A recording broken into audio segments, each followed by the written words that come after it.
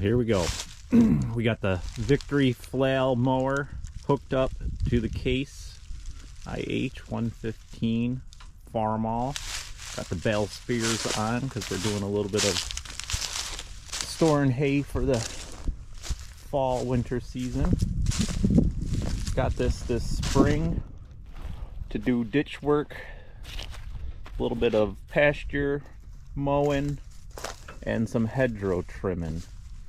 And so far, I would say the thing is a beast. It has held up really nicely.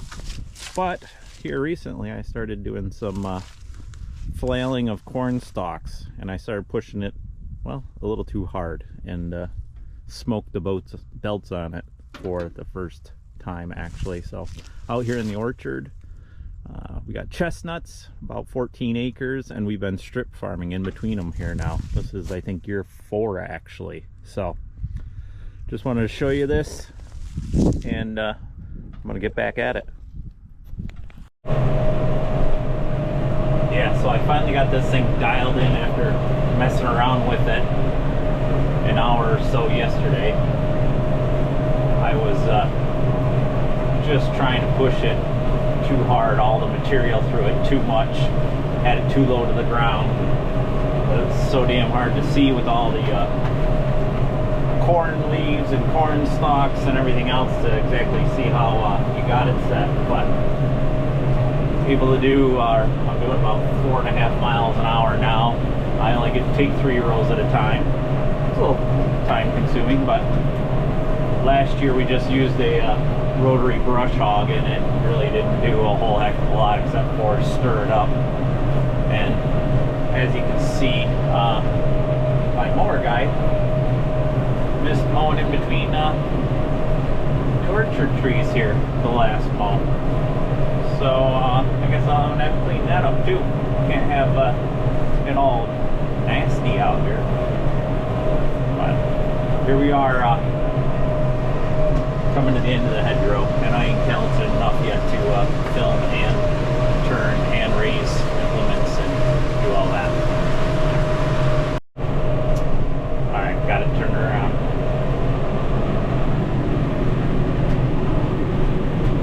So yeah, I wanted a multi-purpose tool so that I could do a bit more around the acreage that we have. We got a ditch that runs through the property, grows cattails, weeds, everything else, and so I like maintaining that. And then the hedgerows actually are pushing in on the pastures, so we took this thing around, clipped all that back as high as we could get. You can run it 90 degrees, 45, and it just keeps going and going and going. So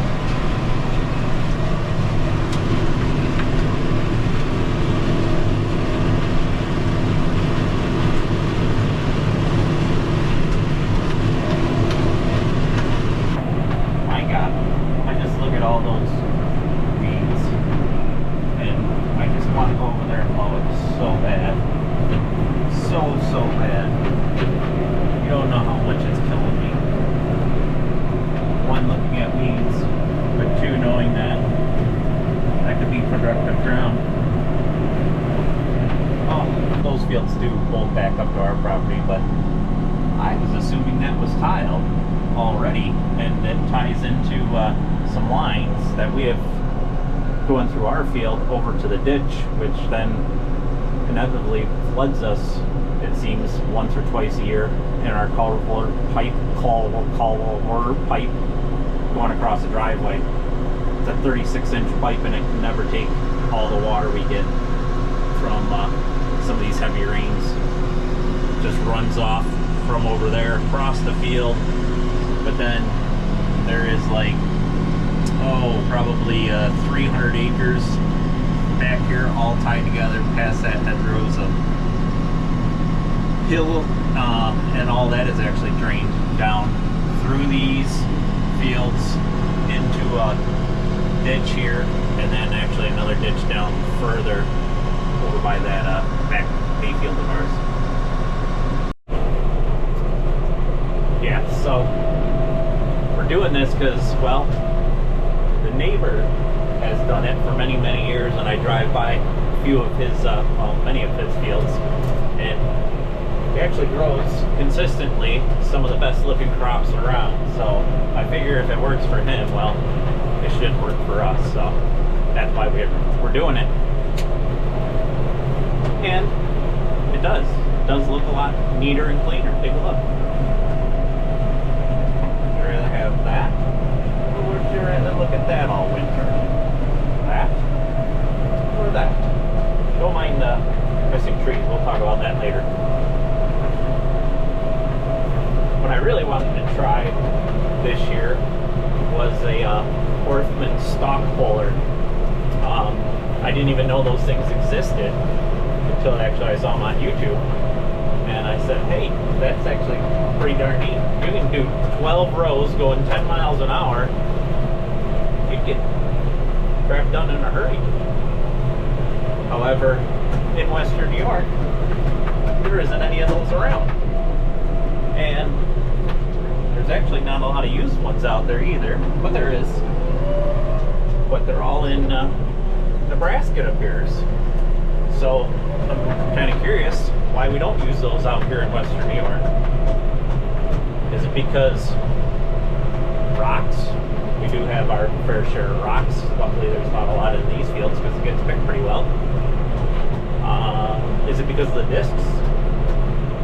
Around here, more and more people are saying discs are bad for the ground, cause compaction. Well, everything causes compaction.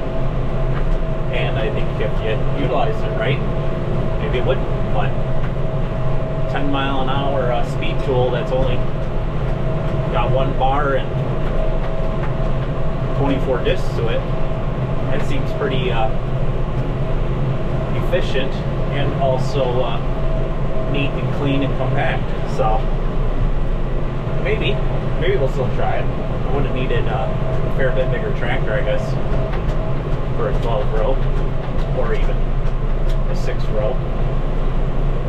I wouldn't mind getting a bigger tractor, but I think my wife would probably mind because she has said that multiple times. Okay, here's some trees you can look at popping up through. See right down through here. These are some of the better ones that we got established from the get-go. Like I said, we'll talk about the trees down further, maybe another video or two. But that's what the potential is, how quickly they can grow in a matter of 4 years. And so we do I haven't been out in the orchard actually pretty much all summer. We do maintain in between the rows with a 0-turn mower, and I like to keep that clipped up as much as possible, but don't do any weed eating around them. I have in years past sprayed around the trees. I know everybody freaks out about that, but honestly it worked. But the Ranger with the sprayer on the back and how I do it actually doesn't really fit neatly down the rows. It's a little too wide, especially with corn. But and you get in here, I don't like knocking down corn and all of a sudden you got nowhere to turn around, and the only way to get out is blast through corn, so I'd rather not do that. But I don't mind knocking down a little bit of corn from row to row with the 0-turn when it's young, because it's a lot narrower and it keeps it a lot neater and cleaner.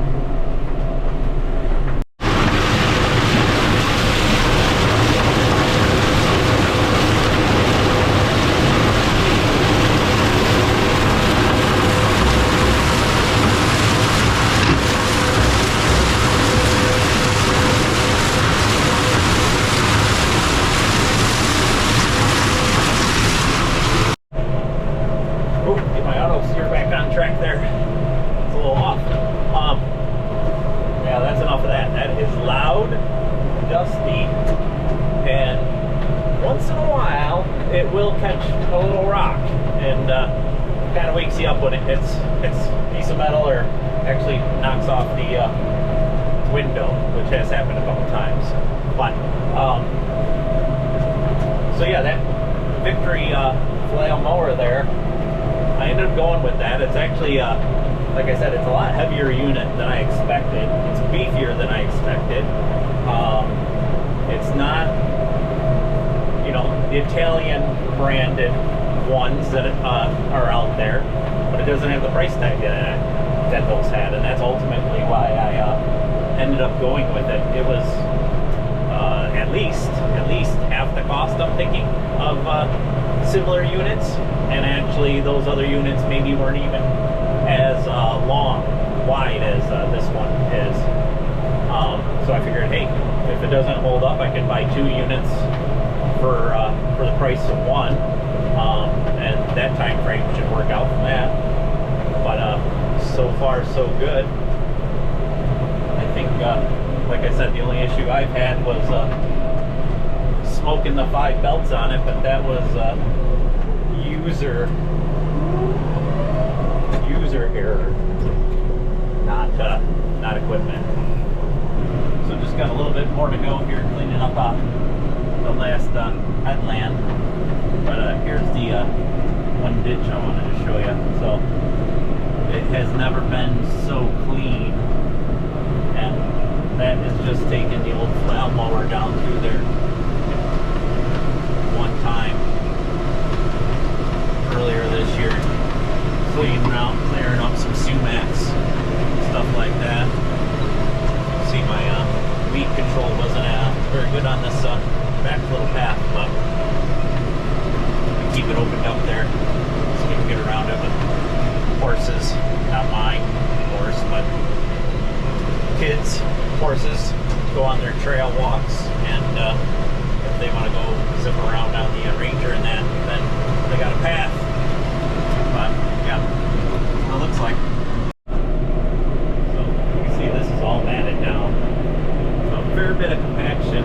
They're out here with the combine, tractor, grain cart.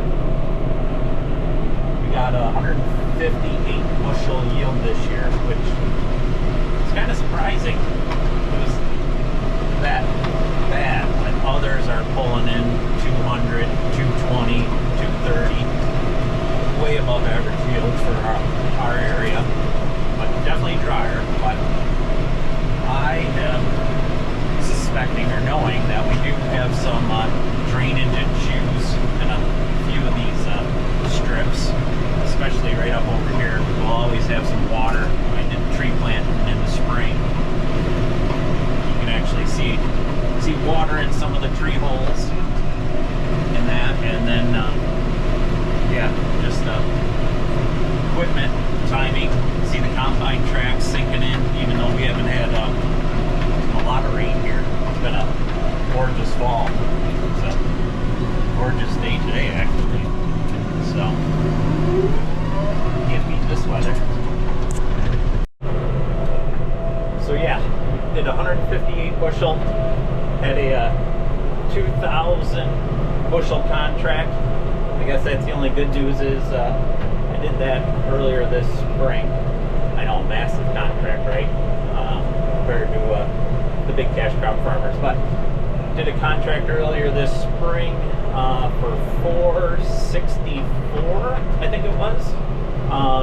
And what are we down to now? 320, 330 maybe, I've been hearing at the local grain elevator. So I guess maybe we didn't get the yield that I was hoping for, but we'll still make a little bit of money this year. And I guess that was the whole goal, was just to make a little bit while we're trying to grow some chestnuts. Yeah, so past this hedgerow, all those fields over there, that's actually the farm I grew up working on.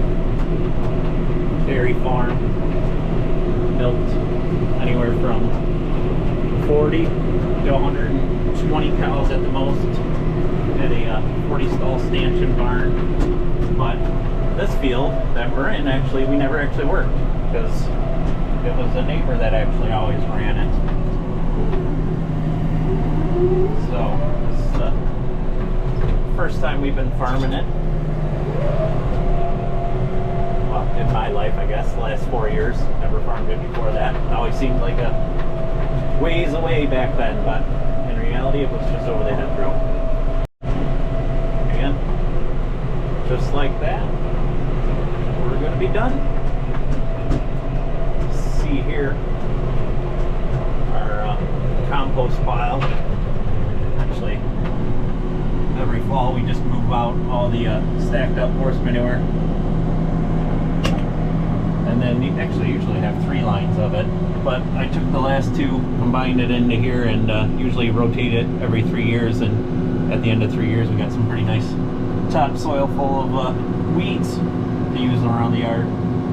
But literally just come out here with the bucket, tractor, and turn it, but maybe 4 or 5 times a year whenever I think about it. Nice weather out, things like that.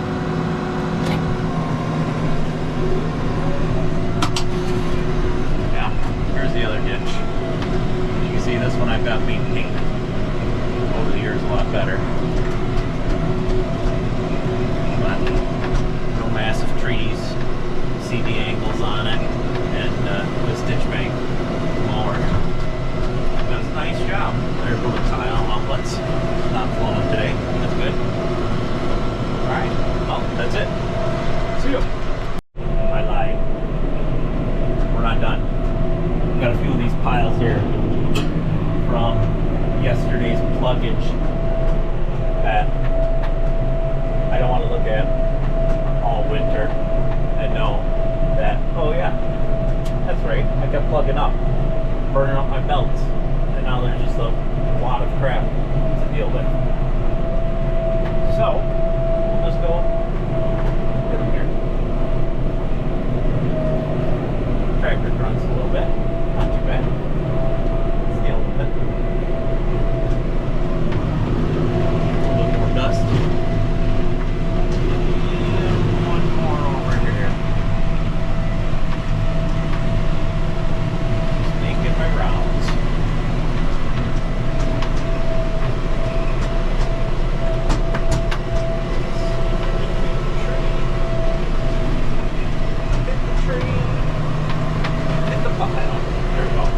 We got to blow this thing off.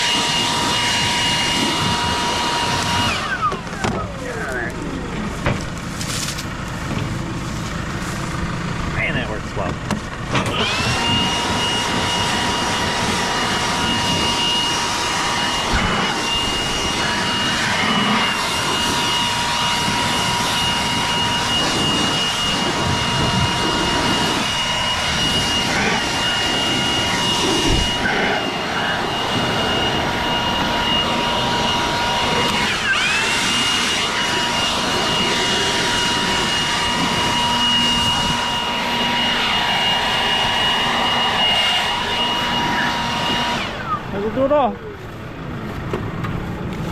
Last little bit.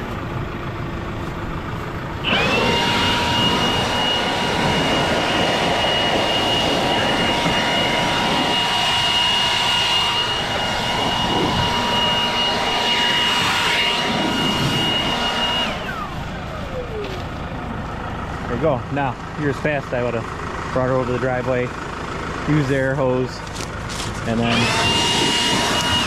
made a mess of my driveway. But I guess we'll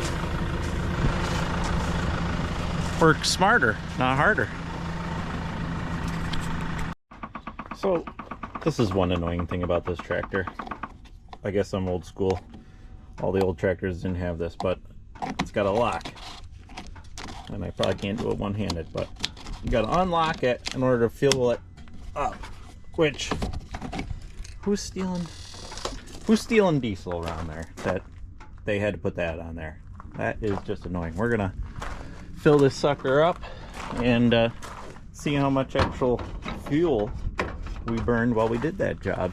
And because I'm a geek, a nerd, analytical, more so than anything, I want to know how much I used. So we'll reset that and see. Oh yeah, bet you're wondering. Those have been there, I think now, maybe 6 months. I can't remember. That's another thing we're gonna see. We like to try things just to see if we can do them or not. That's how we ended up with the orchard. But that's another project to come down the road. And we use 11.8. All right. See ya.